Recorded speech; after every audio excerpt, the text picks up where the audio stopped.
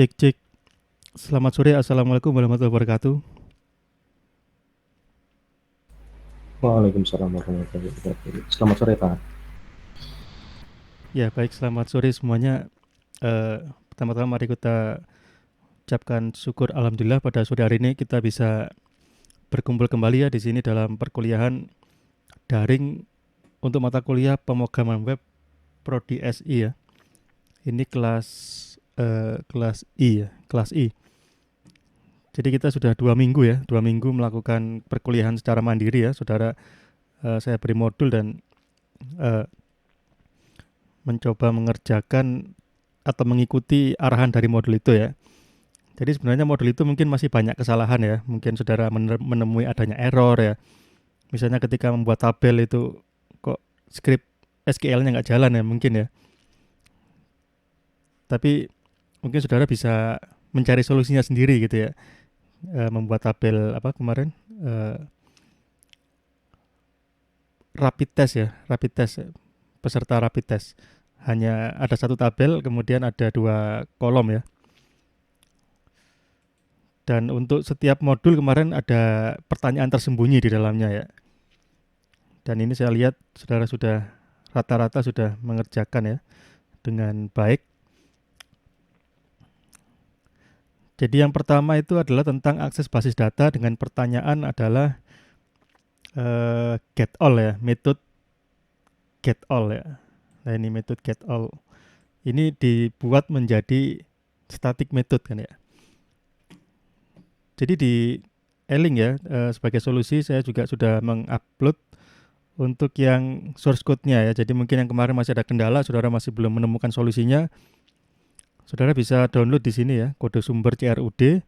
Nah, di sini sudah saya sertakan kode sumbernya beserta SQL-nya juga ya.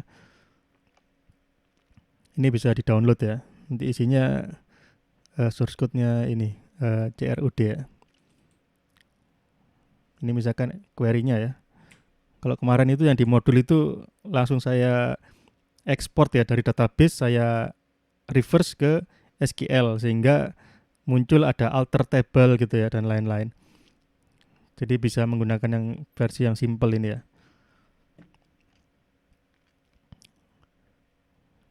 Ya kembali lagi ke permasalahan tadi ya tentang mengapa menjadi statis misalnya. Jadi banyak pendapat ya tentunya ya.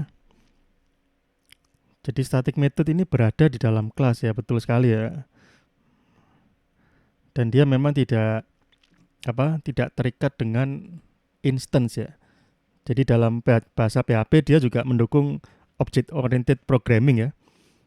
Jadi ada kelas, ada objek, dan di sini juga ada static method ya.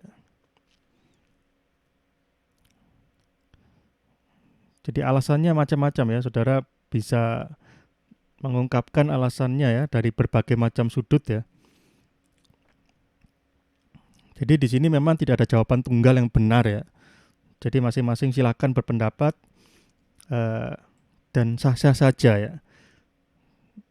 Tapi sebelum saya ingin memberikan pendapat saya ya tentang mengapa itu dia menjadi statik ya, saya ingin bertanya dulu kepada saudara ya di sini ya. Metode get all itu yang di sini ya saya tampilkan di source code-nya, dia ada di model peserta ya. Nah ini ya metode get all ya, bisa dilihat di situ. Dia sifatnya statik ya. Ini saya ingin bertanya dulu ya. Seandainya ini saya jadikan non statik ya atau instance method, bisa apa enggak bisa?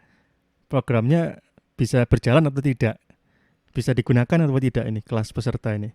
Kalau saya ganti dengan instance method, apakah saya masih bisa atau apakah kita masih bisa menampilkan daftar peserta ketika saya gantikan statik ini? Mungkin ada yang berpendapat ya. Silakan.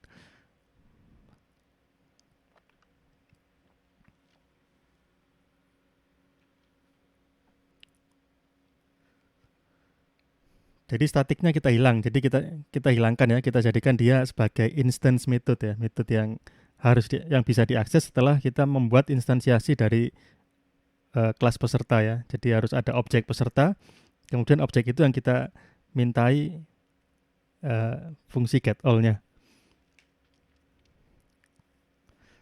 Kalau kita jadikan gini, programnya masih jalan apa enggak? Masih bisa jalan apa enggak?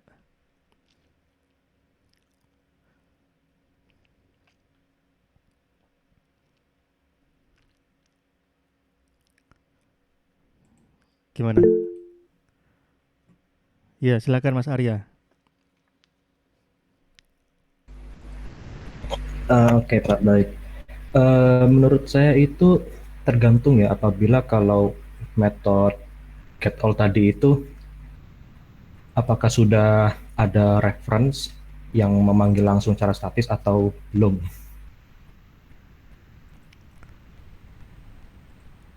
Oh iya, jadi kalau kita ganti gini ya, jadi ini memang tergantung ya, betul sekali ya, tergantung ya. Jadi kalau misalkan ini tadi kan aslinya public function static ya, public static function ini kita coba jalankan dulu ya.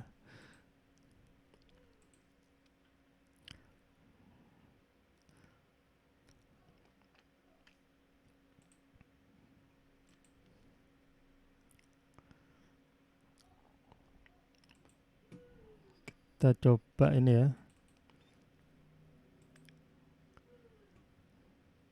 Nah kan seperti ini ya, ini ada data yang kemarin. Ini mungkin kita kosongkan dulu ya. Nah ini adalah eh, halaman indeksnya ya.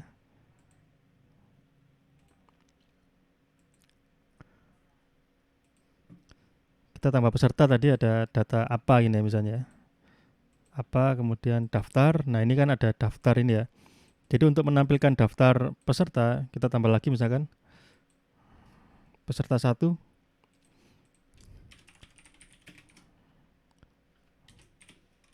Peserta 1 gini, akhirnya muncul 2 peserta ya. Peserta 1 namanya apa, kemudian berikutnya peserta kedua namanya peserta 1. Nah, daftar ini itu dia dilayani oleh metode get all ini ya. Kalau kita lihat dia di index PHP ya, index.php. Nah, di situ kita mengambil daftar peserta ya. Dari daftar peserta ini dia dilayani oleh kelas peserta ya. .2.2 get all ini artinya .2.2 ini mengakses static method ya. Kalau di PHP kalau static method atau static attribute .2.2 ya. Tapi kalau instance method, instance attribute dia pakai negatif lebih dari ya, seperti tanda panah itu ya. Jadi ini dia di baris ke-8 ini ya dilayani oleh static method ya. Nah, tadi kalau kita ubah sekarang ya, ini kita ganti menjadi instance method gitu ya. Otomatis pasti kan akan error ya, tergantung tadi katanya. Belum ada reference-nya atau gimana mungkin ya. Kita lihat di sini pasti akan ini nggak jalan ya karena metodenya nggak ada yang statik. Kita coba. Wah ini kok masih jalan ya.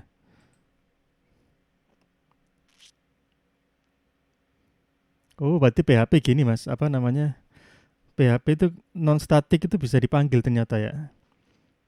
Ini kan sudah ada peringatannya ya. Non static method get all should not be called statically ya. Harusnya tidak boleh dipanggil secara statik.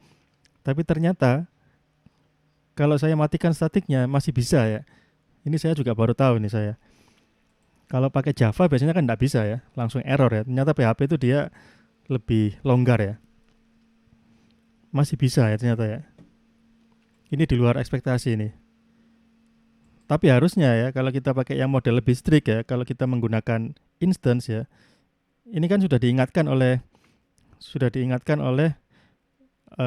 IDE ya bahwa should not be call ya yang di sini.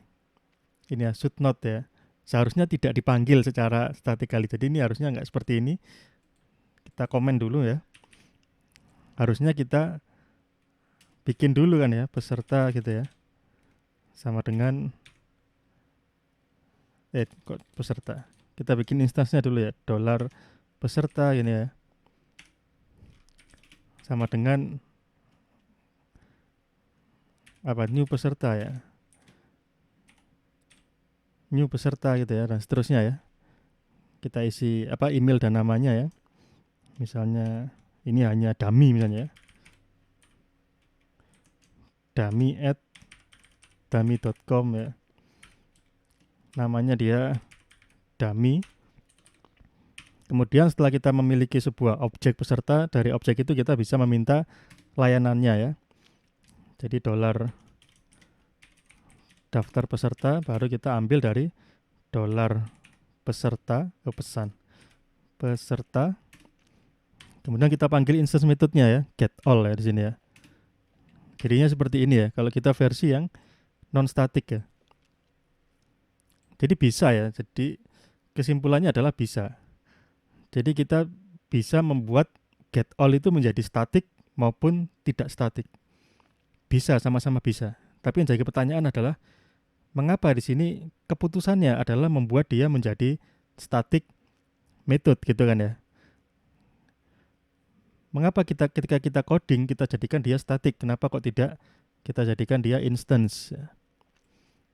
Nah, itu kan berkaitan dengan desain ya. Jadi kita coding itu sebenarnya juga desain juga. Karena di dalamnya kita ada namanya pengambilan keputusan ya. Kita di sini mengambil keputusan bahwa ini adalah static method. Kalau static berarti dia melekat di kelas ya.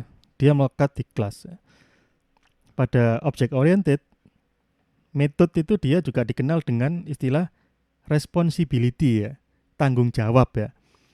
Jadi suatu objek itu dia punya tanggung jawab.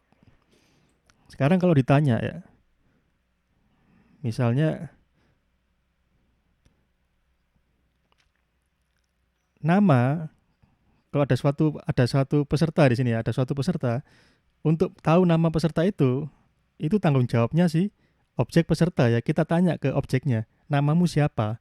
Itu kita tanyanya ke objeknya. Instance-nya ya. Emailmu apa? Kita tanyanya ke instance-nya. Instance dari suatu peserta ya.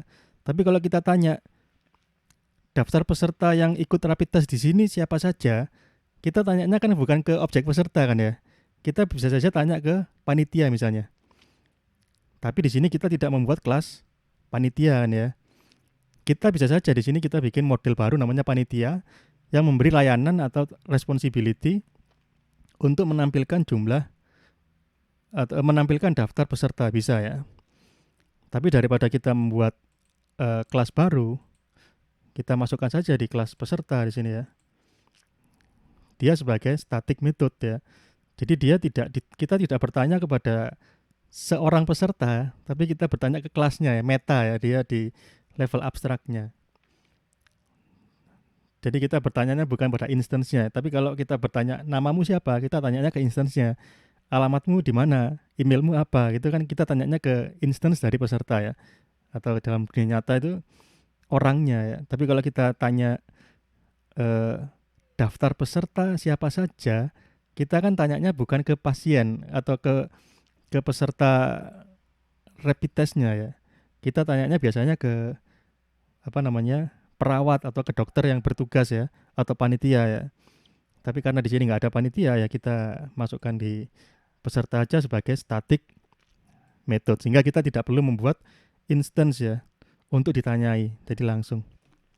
Jadi mungkin seperti itu ya alasan dibalik itu kenapa ketika membuat contoh ini saya menjadikan ini menjadi static ya. Tapi apakah salah ini kalau kita hapus ya, kita jadikan dia non static? Ya enggak salah ya, semuanya betul ya. Tergantung kita sebagai desainernya ya. Jadi kalau kita coding, kita desain itu bukan perkara benar salah ya. Tapi ya itu perkara decision ya, pengambilan keputusan ya. Dan setiap keputusan itu ada konsekuensinya. Jadi itu. Jadi ini saudara sudah macam-macam alasannya dan ya itu semuanya betul ya.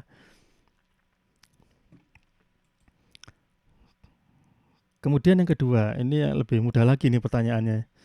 Kalau yang kedua ini hanya MVC ya, turunan dari MVC itu macam-macam ya. Bisa MVP ya di sini ya. Ada MVP di sini, ada apa? MVVM ya. Kemudian ada apa lagi di sini? HMVC ya, ada MVA ya, macam-macam sekali ya. Jadi itu adalah turunan dari MVC. Jadi ini sangat populer ya di aplikasi web, kemudian aplikasi mobile ya. Kalau di mobile, kalau Android itu pakai MVVM biasanya ya. Tapi dia dasarnya juga MVC ya. Jadi ya kemarin saudara paling tidak sudah belajar tentang bagaimana mengakses data, kemudian bagaimana melakukan operasi dasar ya, ada CRUD. Jadi pada pertemuan ini saya ingin lebih membahas kembali tentang materi yang saudara sudah pelajari secara mandiri, yaitu tentang formulir dan akses basis data ya. Tapi ini mungkin lebih ke sisi teori dan mungkin lebih fundamental ya. Kalau yang kemarin di modul itu lebih praktikal mungkin ya. Jadi untuk pertemuan hari ini kita akan mempelajari yang pertama adalah saudara diharapkan mampu menerapkan pengiriman data melalui form ya, HTML form dengan metode get dan post ya. Kemudian yang kedua mampu menerapkan konsep validasi formulir pada sisi klien dan sisi server. Kemudian yang ketiga mampu mengakses data pada basis data ya. Ini semuanya sebenarnya sudah saudara lakukan ya. Jadi yang pertama HTML form ya. HTML form ini apa? Ini adalah salah satu elemen dari HTML yang memiliki fungsi untuk mengumpulkan masukan dari user ya. Jadi user di sini dia bisa input data ke server ya melalui HTML form. Jadi data itu bisa diinput oleh user ya. Ini ada contoh formulir atau form login dari aplikasi Philcom Apps ya. Jadi di situ kita bisa lihat ya, suatu HTML form itu dia menggunakan elemen namanya form ya. Elemen form. Kemudian di sini ada username ya. Ini adalah label ya. Kemudian ada isiannya yang kotak ini. Isiannya ini adalah elemen input ya. Elemen input ya. Kemudian ini ada label lagi. Kemudian ada input lagi. Nah, suatu input itu dia memiliki type ya. Yang pertama username, ini type-nya adalah text ya. Kemudian yang password, itu dia type-nya adalah password ya. Jadi ini yang password. Jadi macam-macam ya bentuknya, ada yang text, password ya. Kemudian selain itu, elemen input itu dia memiliki atribut lagi namanya name ya. Name. Ini juga ada name ya. Kemudian pada elemen form ya, kita lihat yang atas sekarang, form. Nah, di form itu ada atribut yang pertama action ya. Itu artinya dia ketika tombol submit-nya ini ya, tombol submit atau sign in ini di sini diklik, maka dia akan data itu username dan password itu akan dikirim ke alamat URL yang ada di action-nya. Jadi itu alamat tujuannya ya.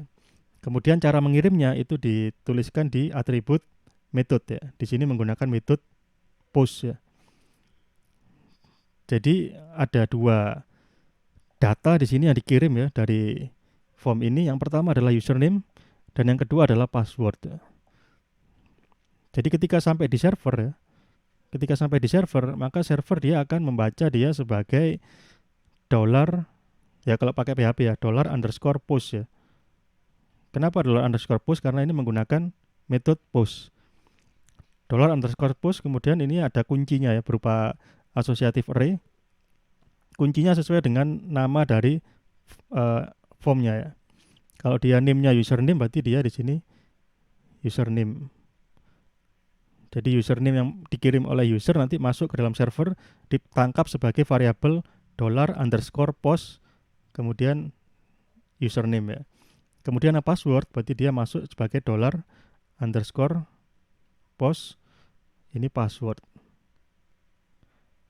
Ini adalah ketika dia nyampe di server ya. Ketika dia sampai di server, dia masuk atau ditangkap di variabel-variabel ini ya.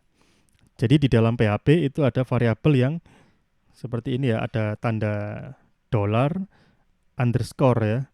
Misalnya post ada lagi $_get ya kalau pakai get ya.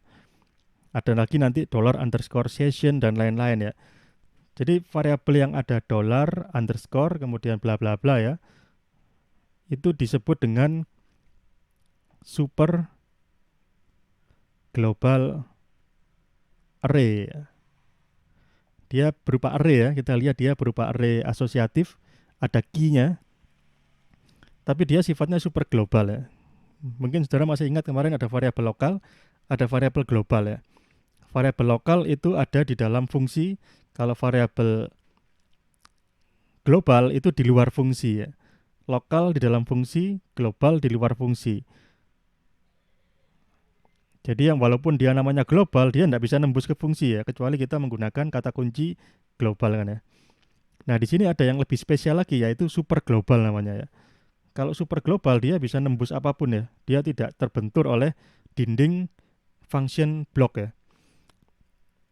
Jadi dia bisa diakses di luar fungsi maupun di dalam fungsi ya. Secara default dia bisa diakses di mana-mana. Sehingga dia di sini dikatakan sebagai super global ya. Itu cirinya dia ada $_ ini ya. $_ macam-macam ya, di PHP ada banyak $_-nya. Jadi prinsip kerjanya seperti ini ya. Ada form, kemudian pasti dia ada input ya. Jadi yang sign in ini dia adalah ini ya. Type-nya dia submit. Kalau type-nya submit berarti dia ketika diklik dia akan kirim formnya. Ini ada elemen-elemen untuk form ya, ada input, label, kemudian button, select, text area, ada lagi yang lain radio button ya, dan lain-lain ya. Jadi macam-macam elemen untuk form ya. Saudara bisa eksplorasi sendiri. Kemudian yang penting dari form itu adalah proses validasi ya. Jadi dengan adanya form ya, itu dia berupa isian ya, itu dia memungkinkan user memasukkan data ke dalam server ya, menginput data ke dalam server. Kita nggak tahu usernya itu user yang baik-baik atau yang tidak baik ya. Apakah dia orang yang jujur atau orang yang ingin melakukan kejahatan, iseng atau bagaimana gitu. Kita kan nggak tahu ya. Dan kita ingin menjaga bahwa data yang masuk ke dalam server itu adalah data yang valid ya. Jadi misalkan di sini ada form nama gini ya. Nama. Kita ingin user itu ngisinya nama ya. Misalkan nama Agi misalnya gitu ya. Jadi itu nama yang valid ya. Kita nggak menginginkan user ngisi nama diisi 1, 2, 3 gini ya. XY. Ini kan kita nggak ingin ya. Data itu tidak sesuai yang kita harapkan. Tapi user kan bisa saja input sesuka hati ya. Jadi bagaimana data ini tidak nembus ke server? Bagaimana kita menolaknya ya? Atau biasanya sering email ya. Email itu kalau benar yang betul kan misalkan agi@ub.ac.id, ini kan yang kita harapkan ya, seperti ini ya. Tapi user bisa saja dia ngisi seenaknya dia. Email diisi dengan misalnya jalan veteran gitu ya. Wah ini kan ngaco kan ya. Nah ini kan tidak kita inginkan. Jadi sebelum ketika dia masuk ke server, kita harus tolak dia supaya dia tidak masuk. Ini adalah validasi ya. Nah validasi itu siapa yang melakukan? Jadi ada dua teknik ya. Di klien kita hadang ya, bisa juga kita hadang di server ya. Dua sisi. Jadi ini contohnya ya untuk yang alamat email. Jadi ketika saudara membuat form yang ada emailnya, untuk di sisi klien sekarang sudah ada namanya input type email ya.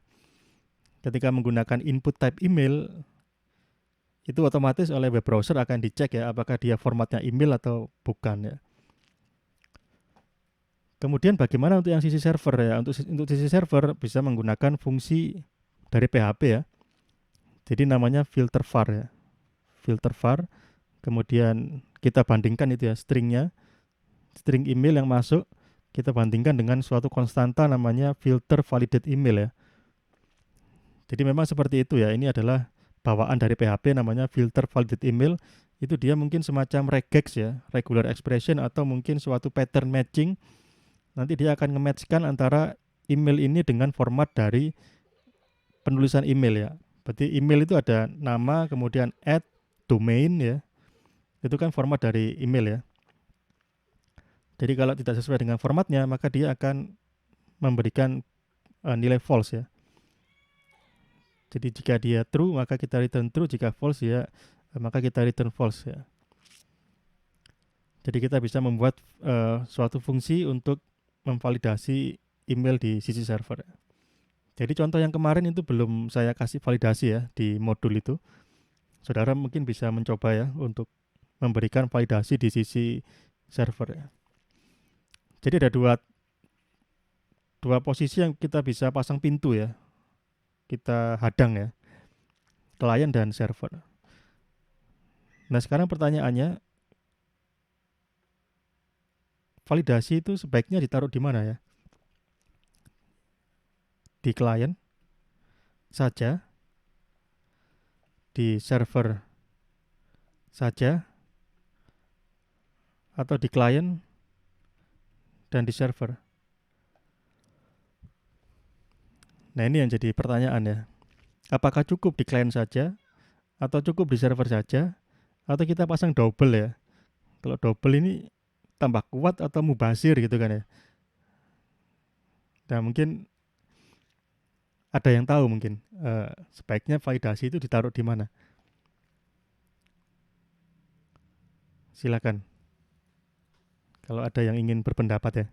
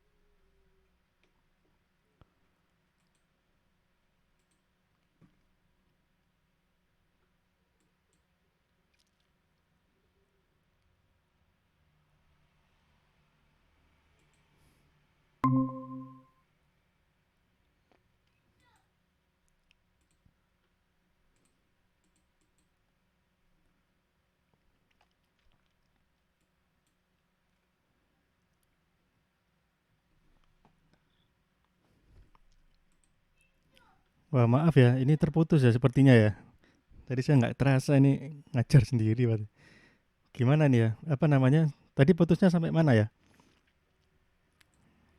Saya sudah sampai validasi nih.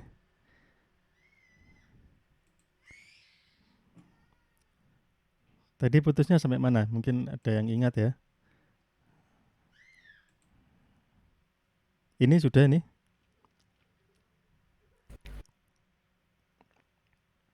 Sudah, Pak. Sudah ya. Ini sudah.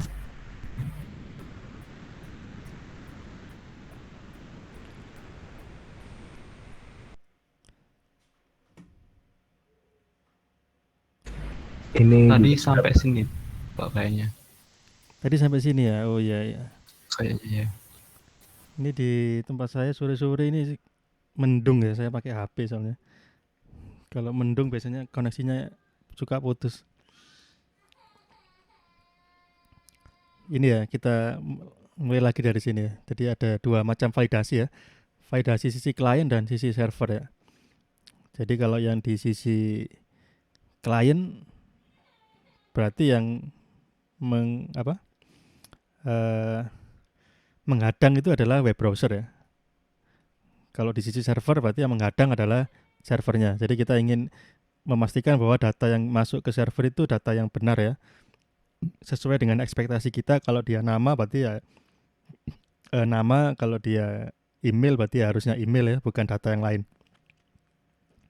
Atau mungkin yang lebih parah lagi kalau itu berupa input yang berbahaya ya, misalkan kode-kode yang diinjek gitu ya, itu juga bisa membahayakan server kita ya. Kemarin di modul itu juga ada contoh SQL injection ya. Itu juga contoh bagaimana kita bisa menghadang itu ya, supaya tidak terjadi SQL injection. Nah ini contohnya ya, untuk validasi. Untuk yang di sisi klien itu kita bisa menggunakan untuk email ya. Untuk yang email ini kita bisa menggunakan input type email ya. Sedangkan untuk di sisi server kita bisa menggunakan fungsi PHP namanya filter var ya. Nah di situ ada parameternya $email. Kemudian kita bandingkan dengan suatu konstanta, di sini filter validate email ya. Nanti kalau dia betul hasilnya true, kalau dia salah hasilnya false. Ini yang di sisi server. Jadi ada dua sisi, ada klien dan server. Nah, yang menjadi pertanyaan itu adalah sebaiknya ditaruh di mana ya validasi itu? Apakah di sisi klien saja, atau di sisi server saja, atau keduanya kita pasang ya? Kita pasang double ya. Nah, ini mungkin ada yang ingin berpendapat ya. Jadi kalau disuruh membuat validasi itu yang mana yang dipikir, yang dipilih ya? Yang mana yang dipilih? Alternatif 1 kah? Alternatif 2 atau yang ketiga ini? Ya, silakan, mungkin ada yang berpendapat.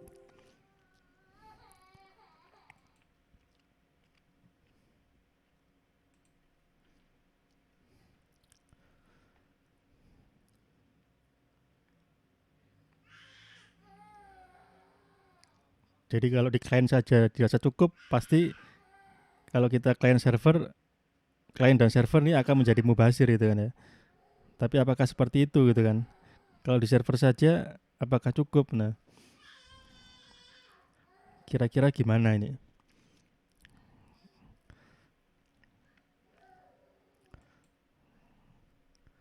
Kalau yang dicontoh kemarin kita lihat ditambah peserta di sini ya, ini ada formnya.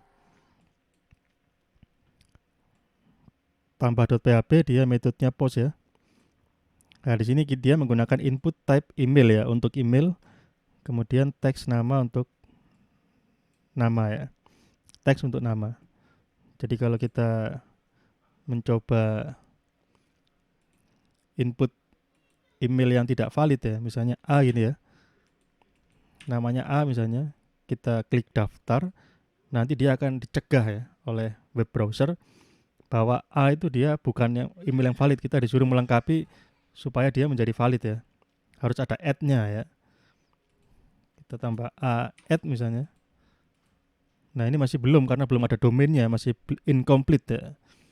Ini adalah bentuk dari klien ya. Yang mencegah adalah klien, yang melakukan validasi adalah klien. Untuk yang server di sini belum saya tambahkan ya. Nanti silakan mungkin saudara bisa menambahkan sendiri ya. Nah kembali ke pertanyaannya, kira-kira ya kalau saudara pikirkan, validasi itu cukup di klien saja, cukup di server saja, atau harus dua-duanya ya? Kita pasang double ya, klien dan server.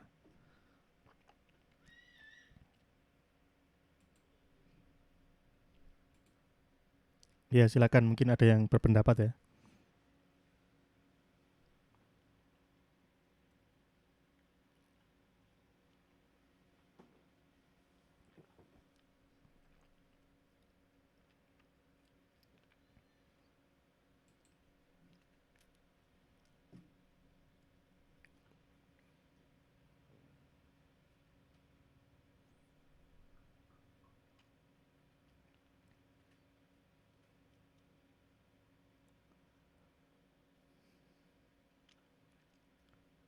Jadi kalau misalnya klien saja ya, kalau klien saja apa yang terjadi gitu ya?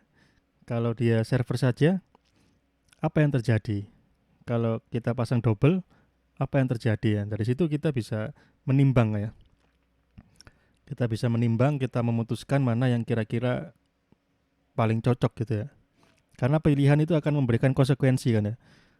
Jadi saudara harus tahu dulu apa konsekuensinya di sini. Kalau kita pakai alternatif 1, alternatif 2 atau alternatif yang ketiga.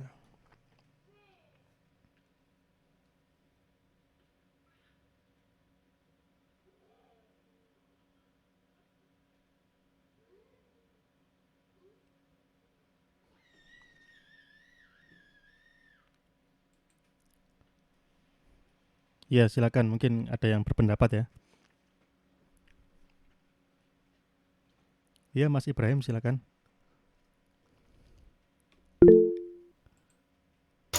Ya, baik, terima kasih atas kesempatannya.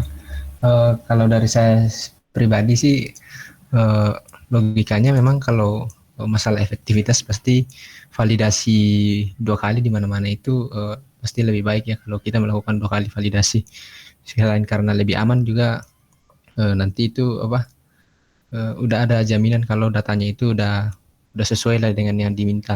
Tapi kalau saya sendiri alasan lain kenapa saya memilih lebih baik untuk 2 kali validasi baik di server sama di klien, karena di beberapa kasus misalnya kita pakai cuma di klien, validasi di klien, beberapa kasus misalnya kita menggunakan JavaScript, itu JavaScript kan bisa saja di disable sama user, jadi validasinya bisa saja gagal kalau cuma pakai klien. Jadi ya bagusnya itu mungkin di 2 sisi untuk masalah validasinya. Itu sih kalau dari saya. Terima kasih. Ya, baik. Terima kasih Mas Ibrahim ya jawabannya ya. Jadi betul sekali ya, ketika di klien menggunakan JavaScript misalnya, JavaScript-nya bisa di-disable ya oleh browser. Kalau terdisable JavaScript-nya, artinya script-nya nggak jalan, validasinya pun nggak akan jalan ya. Kalau di server kan nggak bisa ya, server kan di luar jangkauan dari klien. Nah, kalau begitu, kenapa kok tidak di server saja? Kok pasang double gitu sekarang pertanyaannya. Kalau di klien kan mudah dilewati ya, mudah dibobol ya. Kalau server kuat, strong dia, sulit ditembus. Nah, mengapa kok tidak di server saja? Mengapa kok pasang double gitu? Mas Ibrahim mungkin bisa mengelaborasi mungkin. Kalau masalah yang begitu, menurut saya memang validasi di sisi klien juga itu ada perlunya, ada bagusnya untuk masalah misalnya untuk masalah user experience-nya, karena dengan melakukan validasi awal di klien itu kita tidak perlu kirim dulu datanya ke server terus tunggu divalidasi, tapi bisa langsung divalidasi di kliennya sendiri. Jadi dari masalah kecepatan internet pun juga nggak terlalu banyak makan di situ. Gitu sih Pak. Iya betul sekali ya. Jadi itu bisa menjadi suatu alasan ya mengapa kita memasang double ya. Kalau kita hanya pasang di klien saja, itu tentu saja mudah dibobol ya. Termasuk yang HTML ya. Kalau kita lihat yang dicontoh tadi itu, ini kan HTML ya. Misalkan saya ingin memaksa ya supaya A ini bisa lanjut, itu mungkin ada yang tahu caranya gimana ya. Gimana supaya data ini, email ini bisa tembus ke server, itu apa yang harus dilakukan, mungkin ada yang tahu.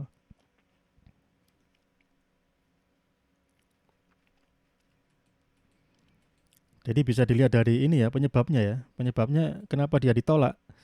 Itu kan ini ya, tersangkanya ini. Type email ini yang bikin dia tidak mau tembus ya. Jadi untuk nembus ya berarti harus kita singkirkan ini. Type email ini harus kita manipulasi di sini supaya ini bisa lolos ya. Jadi katakanlah ini adalah seorang pengguna yang iseng gitu ya. Kita bisa membuka developer tools kan di sini ya. Kita bisa edit HTML-nya secara on the fly ya. Jadi kita ambil elemen yang mau kita manipulasi di sini paling mudah dengan menggunakan inspect elemen ya. Kita pilih elemennya yang input di sini ya. Nanti bisa langsung ke source code-nya ini. Ini type-nya kan email ya. Kita ganti dengan teks ya. Nah, ketika sudah diganti dengan teks, jadi ini ya sudah jadi teks ini. Dan validasinya sudah nggak jalan dia. Karena teks kan tidak divalidasi dia. Kalau kita klik daftar, masuk ke server ya. Dan sialnya di sini servernya tidak validasi. Akhirnya data ini masuk ya. Jadi ada data yang tidak valid yang tembus ya. Jadi ini pentingnya kita validasi di server karena tidak bisa dimanipulasi secara langsung oleh user kecuali diinjek oleh script-script mungkin yang berbahaya ya. Jadi itu ya. Nah, kenapa kok tidak di server saja? Karena kliennya itu lemah kan ya. Logikanya kan cukup di server saja, tapi ternyata klien juga punya sisi positif ya. Dengan melakukan validasi di sisi klien seperti yang disampaikan oleh tadi ya, yang menjawab tadi, kalau di klien itu lebih cepat ya, prosesnya tuh instan ya. Ketika kita klik submit tadi di sini ya. Ini tadi D misalnya, instan dia ya. Kita klik langsung muncul validasinya. Peringatannya langsung muncul instan ya.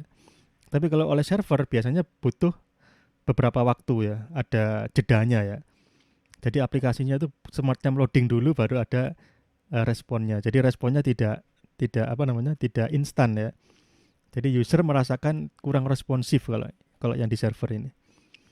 Jadi dari sisi klien ini tetap kita pertahankan walaupun dia lemah, mudah dibobol, tapi dari sisi UX ya, dari sisi user experience ini lebih baik karena dia lebih responsif ya. Kalau yang server ini lebih kuat ya, dia lebih strong tapi lambat ya. Sehingga kita pilih yang kombinasi ya. Jadi mungkin persentase pengguna yang jahil ya, atau yang iseng atau yang kriminal itu mungkin hanya minoritas ya. Dari 1 juta user mungkin hanya 1-2 saja yang seperti itu. Jadi sebagian besar nanti user hanya masuknya akan di sini semua, klien ini. Mungkin 99,99% sudah diatasi oleh klien ya. Hanya yang minoritas itu saja yang nanti akan kena double itu ya. Mengalami delay itu. Jadi itu ya alasannya. Jadi kalau menggunakan validasi ya kita pasang double ya pintunya ya. Di klien divalidasi, di server juga divalidasi lagi. Ini adalah best practice-nya ya. Best practice. Kemudian untuk mengirim formulir ya, itu ada 2 cara ya metodenya. Tadi ada yang get dan yang push ya. Kita lihat sekarang teorinya. Dengan metode get ya. Kalau kita menggunakan metode get, kita lihat dia menggunakan get URI ya, atau URL ini sama ya, URI dan URL. Jadi kalau get itu data ada di URL ya. Jadi kalau kita kirim nama, maka nama itu akan muncul di URL. Kita kirim password, passwordnya juga muncul di URL ya, artinya bisa dibaca oleh orang lain ya. Karena dia muncul di URL, maka konsekuensinya apa? Karena dia di URL, maka setiap input data atau input form itu bisa dimasukkan ke dalam cache ya. Karena dia memiliki URL yang berbeda-beda ya. URL untuk misalnya di website Google ya, Google Search ya. Itu kata kunci kita untuk kata pencarian itu dia masuk ke dalam URL ya. Jadi kita bisa membookmark ya, kita bisa membookmark. Dan itu juga bisa masuk ke dalam cache dari web browser ya. Jadi dia bisa dicadangkan ya, masuk cache, kemudian dia muncul di dalam browser history ya. Dia muncul di dalam history karena URL-nya berubah-ubah sesuai dengan data yang kita kirim ya. Kemudian dia bisa di bookmark ya, karena dia punya URL sendiri. Kemudian get ini tidak boleh digunakan untuk mengirim data yang sensitif ya. Misalnya kartu kredit, PIN ya, kemudian password ya, itu jangan menggunakan get karena dia muncul di URL ya. Kemudian karena dia berada di URL, dia memiliki keterbatasan dalam panjang URL-nya ya, karakter URL. Jadi URL itu ada batasnya sekian karakter ya. Jadi kita nggak bisa ngirim data biner ya, misalnya upload video menggunakan get nggak bisa, tapi harus menggunakan post ya. Upload gambar juga menggunakan post ya. Upload artikel yang panjang, blog ya, blog post, itu juga nggak bisa pakai get ya. Karena dia terbatas panjangnya, mengikuti panjang dari URL ya.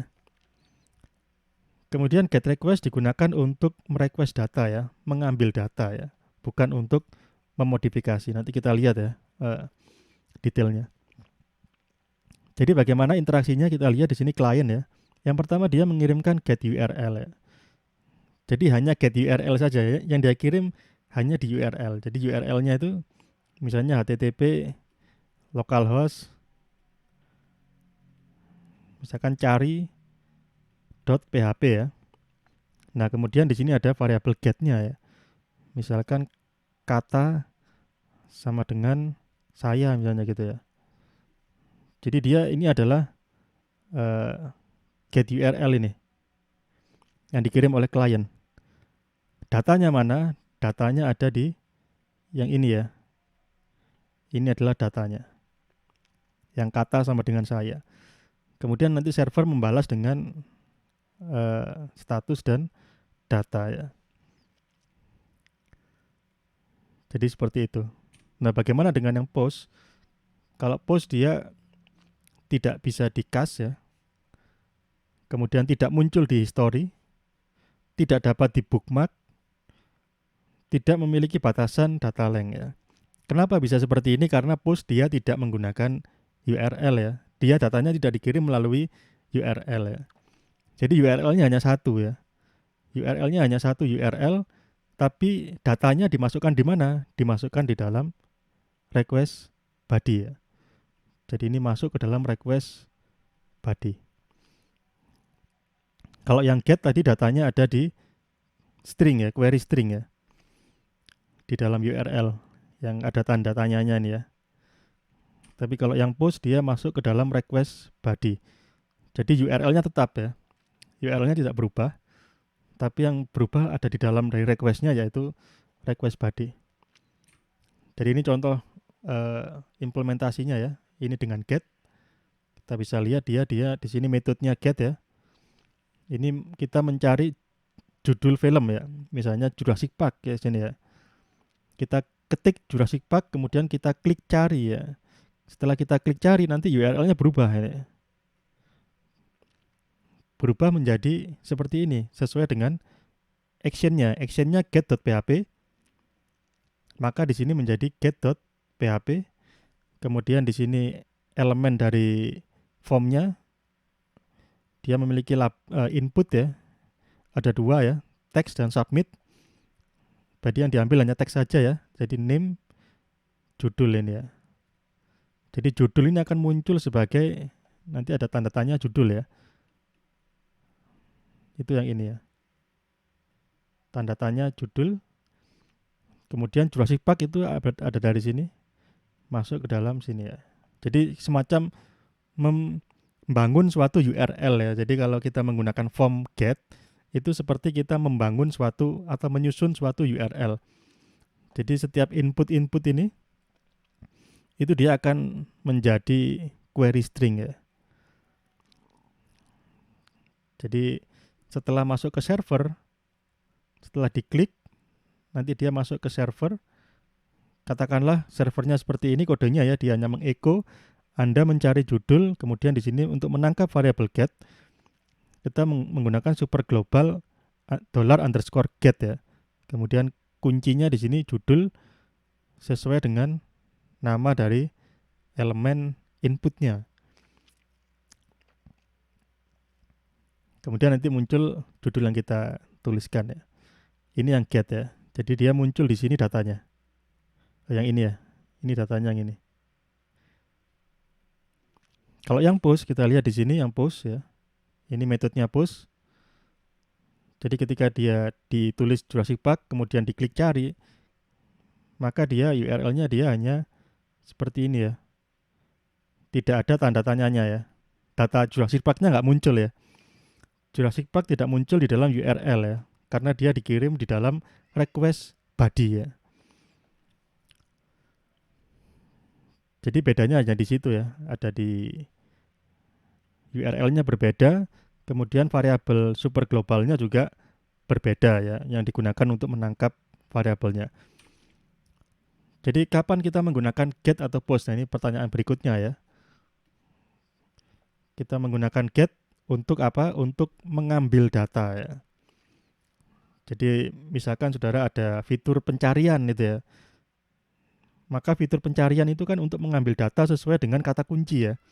Berarti kita menggunakan get ya. Jadi yang ini, contoh yang ini yang post bukan best practice ya. Bisa dipakai tapi bukan best practice ya. Atau bukan yang dianjurkan ya. Yang dianjurkan adalah yang get ya. Karena di sini kita mencari ya, mengambil suatu judul ya, mengambil data ya. Kemudian post ya. Post untuk apa? Untuk mengirim data ya. Mengirim data. Kalau get mengambil data ya. Post mengirim data untuk apa? Atau data yang bagaimana? Data yang mengakibatkan efek samping ya. Efek samping pada server. Artinya state dari server itu dia akan berubah ya setelah dia menerima data dari klien yang dikirim melalui post ya. Jadi efek samping ini berupa perubahan data pada server. Jadi misalnya datanya bertambah, berubah atau berkurang ya. Jadi tadi ada form pendaftaran ya. Ketika saya klik daftar itu artinya data di server nambah dengan data saya. Yang tadinya pesertanya 100, karena saya mendaftar pesertanya menjadi 101. Artinya ada efek samping ya bagi server. Nah, itu kita menggunakan post ya. Atau kita menghapus data ya. Jadi datanya berkurang. Itu kita menggunakan post. Kita mengubah data juga menggunakan post ya. Jadi untuk yang ada efek sampingnya kita menggunakan post. Ini adalah anjuran ya. Anjuran atau best practice ya. Melanggar ini boleh apa enggak? Boleh ya. Tergantung decision ya. Keputusan saudara sebagai seorang perancang dan programmer itu yang menentukan nanti ya. Karena mungkin ada kondisi tertentu kita menggunakan get ya. Kita menggunakan get yang mengakibatkan efek samping itu juga bisa ya. Misalkan kita ingin menghitung jumlah viewer ya. Jumlah viewer itu kan dia hanya menghitung jumlah orang yang pernah membuka ya.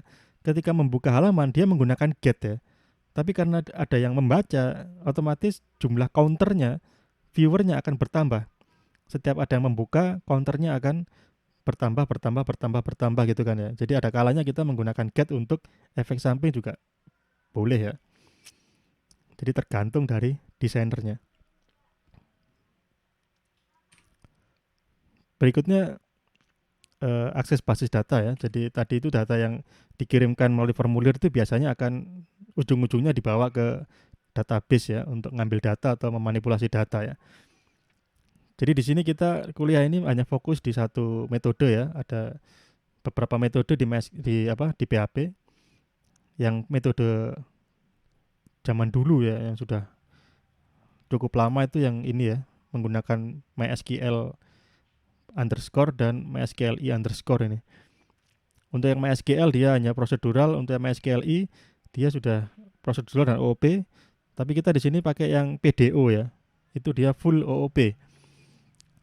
Jadi intinya bagaimana PHP supaya bisa mengakses database ya.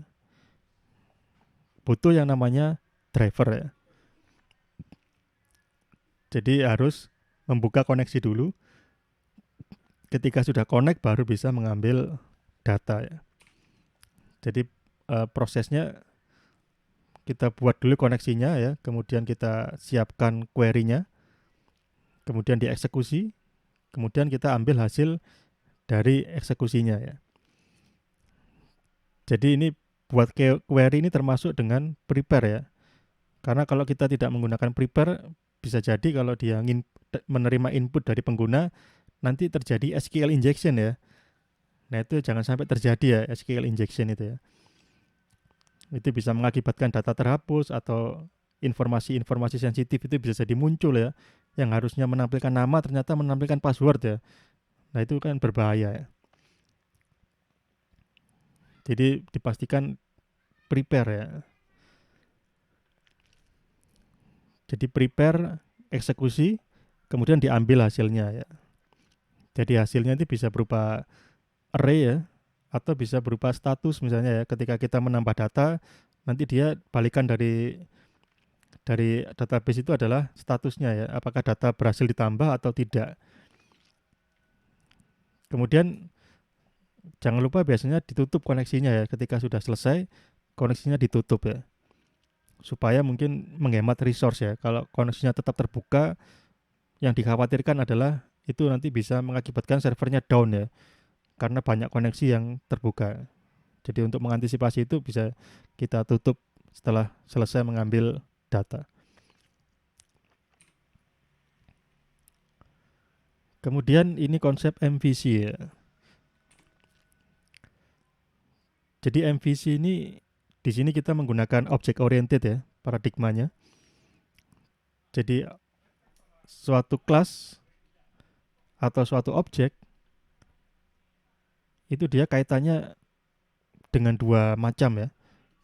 Yang pertama adalah atributnya, yang kedua adalah tanggung jawabnya atau responsibility atau metodenya ya. Jadi suatu objek itu tanggung jawabnya apa, dia bisa ngapain, atau service yang dia sediakan apa. Jadi itu dua komponen ini ya, sehingga dia dikatakan enkapsulasi kan ya. Enkapsulasi itu dia menggabungkan antara atribut dan responsibility. Jadi di sini kita pilih lagi lebih spesifik ya. Jadi ada yang responsibility-nya menjadi keluarga dari model, ada yang responsibility-nya ikut view, ada yang responsibility-nya sebagai controller ya. Jadi jika suatu objek itu dia termasuk ke dalam model, maka dia responsibility-nya adalah business logic ya. Kalau dia sebagai view, maka dia presentation logic, tampilan ya. Kalau dia sebagai controller, maka responsibility-nya dia sebagai ini ya, penghubung dengan klien, menerima request dan mengirim response ya. Kemudian dia menghubungkan antara model dan view. Jadi dia posisinya di tengah ya. Jadi mungkin kalau saya gambarkan ulang ya, ini kita skip ya karena ini lebih ke framework ya. Jadi di sini ada klien butuh layanan dari server kan ya. Nah, di sini servernya di sini ada controller di sini yang di depan ya. Dia yang mengirim request, dia menerima request dan mengirimkan respon. Kemudian controller dia bisa mengakses atau minta tolong kepada model ya. Dan dia juga minta tolong kepada view ya. Jadi ada interaksi gini ya. Ini juga panahnya dua nih ya. Jadi ketika ada klien melakukan request, misalnya request mengambil data ya, maka controller itu bisa menerima request permintaan mengambil data, tapi dia nggak bisa ngambil data. Yang bisa ngambil data adalah model. Jadi controller dia akan minta tolong model tolong ambilkan data ya. Jadi misalkan klien minta daftar peserta rapid test ya. Kemudian permintaan itu diterima oleh controller. Nah, controller menerima permintaan itu, dia memilih model yang bisa memberikan daftar peserta. Jadi dia minta tolong model, kemudian model dia bisa mengambil data dari database ya. Jadi model di sini dia terkoneksi dengan database.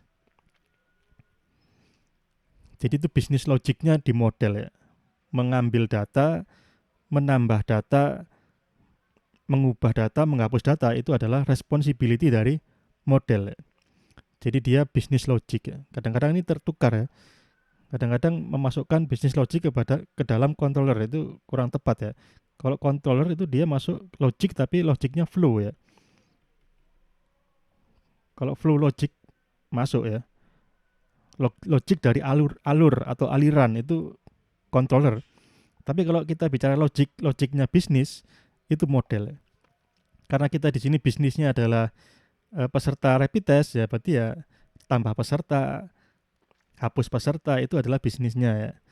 Kalau kita bisnisnya adalah sistem informasi akademik mahasiswa, berarti ya presensi, kemudian KRS, KHS itu adalah bisnis logiknya. Itu dikendalikan oleh model ya. Kemudian setelah model mendapatkan data dari database, itu datanya berupa array ya. Array. Nah, user di sini ini kan manusia kan ya. Tidak mungkin controller memberikan array kepada manusia. Manusia nggak bisa baca dia array-nya atau tidak nyaman kalau dibaca ya. Jadi array yang sudah diperoleh dari model oleh controller dikirim ke view ya. Dia minta tolong ke view supaya array yang tadi itu diubah menjadi bentuk tampilan tabel misalnya dalam bentuk HTML ya. Diubah dalam bentuk tabel. Nah, setelah itu oleh view diubah menjadi tabel, dikirim balik ke controller, oleh controller dikembalikan ke klien sebagai respon ya. Jadi prosesnya jadi lebih panjang ya. Tapi dari proses yang panjang ini ada keuntungan ya. Keuntungannya adalah dari motivasi MVC ya, kita memisahkan antara business logic dengan presentation ya. Business logic itu milik dari model, presentation itu milik dari view ya. Sedangkan controller itu yang di tengah-tengahnya untuk flow-nya ya. Kenapa kok harus dipisah ya? Karena kita tahu ya dulu kalau coding itu dicampur jadi satu itu istilahnya menjadi spaghetti code ya. Kodenya jadi campur aduk, sulit untuk di-maintain ya. Ketika ada error sulit didebak, ketika ada tambahan fitur baru itu biasanya mengakibatkan error ya. Dan website itu biasanya beberapa tahun sekali itu mengalami penyegaran ya. Kalau kita lihat websitenya Philcom sekarang dengan beberapa tahun yang lalu tampilannya sudah berbeda ya. Sekarang lebih fresh ya, supaya tidak bosan. Nah itu kalau kita ingin mengubah tampilan, maka kita hanya perlu mengubah view ya, tanpa mengubah model ya. Jadi dari dulu biasanya model itu tetap ya, gitu-gitu aja, tapi yang berubah itu view-nya ya. Dari dulu websitenya Philcom itu isinya hanyalah pengumuman, berita gitu ya. Sampai sekarang juga sama, pengumuman, berita dan lain-lain itu ya, profil ya. Tapi yang berbeda adalah tampilannya. Jadi kalau kita hanya mengubah tampilan, maka kita hanya fokus di view saja tanpa menyentuh model ya. Jadi lebih mudah dikelola ya. Karena kita pisahkan ya antara bisnis dan presentation ya. Dan dari sini MVC ini juga melahirkan berbagai macam desain pattern yang lain ya. Jadi itu ya.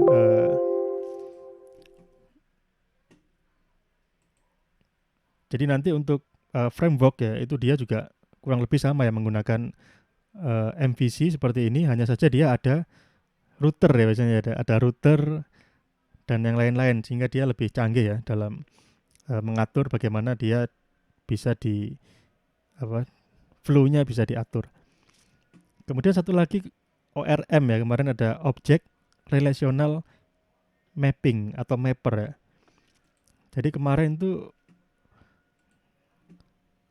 kalau kita lihat di database-nya ya,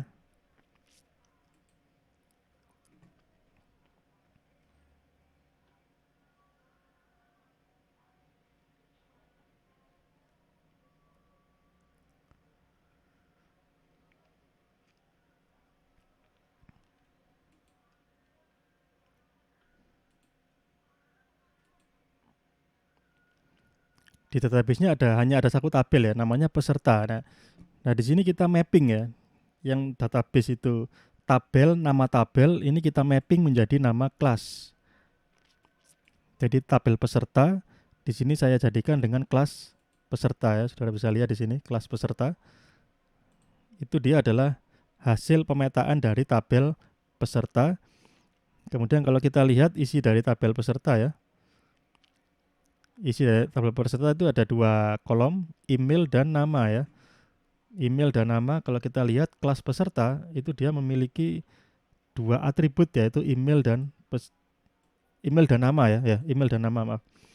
Email dan nama ini adalah hasil pemetaan dari nama kolom ya. Kolom email menjadi atribut $email, kolom nama menjadi atribut $nama ya. Kenapa kok dibikin seperti ini dan merepotkan ya ini ya? Sebenarnya kan merepotkan ya. Ya ini eh, keputusan saya ketika mendesain ini ya. Jadi dengan membuat seperti ini, harapannya aplikasinya menjadi lebih mudah di maintain ya, lebih mudah di coding, lebih rapi, menghindari adanya bug ya, atau kesalahan-kesalahan logik yang mungkin tidak kita sadari ya. Kalau kita campur-campur kodenya tidak terstruktur dengan baik, kadang-kadang ada error-error yang sifatnya logikal ya. Dijalankan jalan, tapi ketika hasil outputnya tidak sesuai yang kita harapkan ya. Harusnya dia nyimpan email, ternyata ketukar nyimpan nama misalnya. Itu karena kodenya tidak tersusun dengan rapi misalnya. Jadi dengan seperti ini lebih rapi dan lebih mudah ditelusuri ya. Berarti kita tahu bahwa di sini ada kelas peserta, di database pasti ada tabel peserta. Di sini ada atribut email dan nama, berarti di database ada kolom email dan nama gitu. Jadi nanti setiap instance dari kelas peserta ya, setiap instance itu dia mewakili satu baris ya. Jadi kita bisa membuat instance dari apa ya, atau peserta satu ya. Jadi instance dari sini itu dia sebagai baris ya kalau dalam ORM biasanya. Jadi ini adalah salah satu desain pattern ya. MVC itu juga desain pattern, kemudian ORM itu juga desain pattern ya. Jadi itu adalah desain-desain yang kalau bicara pattern itu kan pola ya. Pola perancangan. Jadi solusi-solusi yang sudah teruji dari masa ke masa ya. Jadi kita tidak perlu membuat solusi baru, kita ikuti bagaimana programmer-programmer senior itu menyelesaikan masalah ya. Jadi di sini salah satunya adalah ketika kita membuat aplikasi yang connect ke basis data, kita hanya perlu meniru apa yang dilakukan oleh programmer-programmer yang lebih dahulu ya. Jadi mereka menggunakan ORM misalnya, kita tiru saja. Jadi sebagian besar permasalahan yang kita temui itu sudah diselesaikan oleh pendahulu-pendahulu ya, orang-orang dulu. Jadi ini hanya salah satu saja. Tapi ini juga solusi yang tidak mengikat ya. Saudara bisa pakai solusi yang lain ya, sesuai dengan kreativitas atau keputusan yang diambil ya. Jadi itu ya tentang ORM. Jadi nanti untuk materi kita sampai di sini ya. Ini adalah materi UTS. Jadi mulai dari awal ya, arsitektur sampai dengan akses basis data CRUD ya. Nanti UTS-nya infonya menyusul, nanti saya umumkan di e-link ya, atau Siam atau via ketua kelas ya. Ya mungkin itu sampai di sini. Apakah ada yang ditanyakan? Silakan.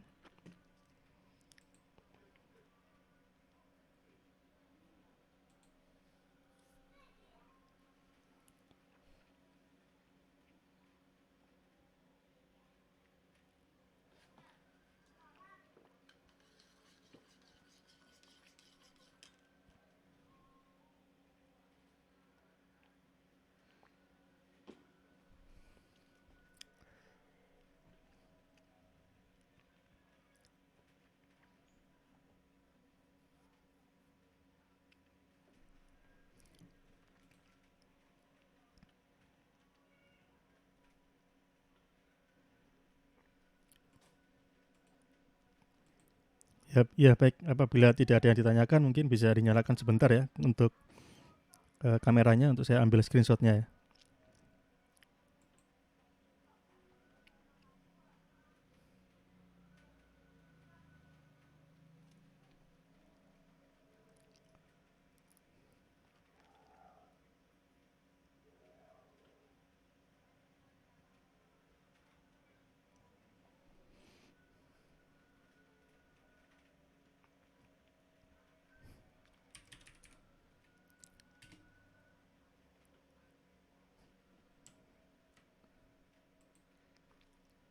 Ini suara saya putus-putus apa enggak ya? Tadi ketika saya menerangkan itu bisa terdengar atau putus-putus atau gimana ya? Terdengar, Pak. Terdengar ya, iya. Kayaknya ini ada jedanya agak panjang ya.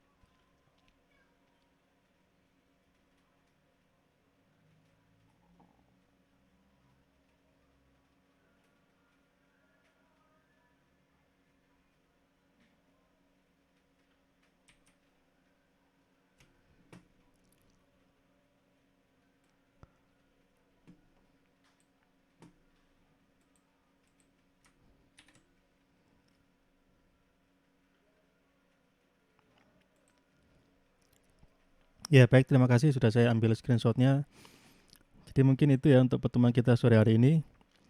Terima kasih atas kehadiran dan partisipasinya. Semoga kita semua senantiasa diberi kesehatan. Saya akhiri, selamat sore. Wassalamualaikum warahmatullahi wabarakatuh. Waalaikumsalam. Waalaikumsalam warahmatullahi wabarakatuh. Terima kasih Pak. Ya, sama-sama.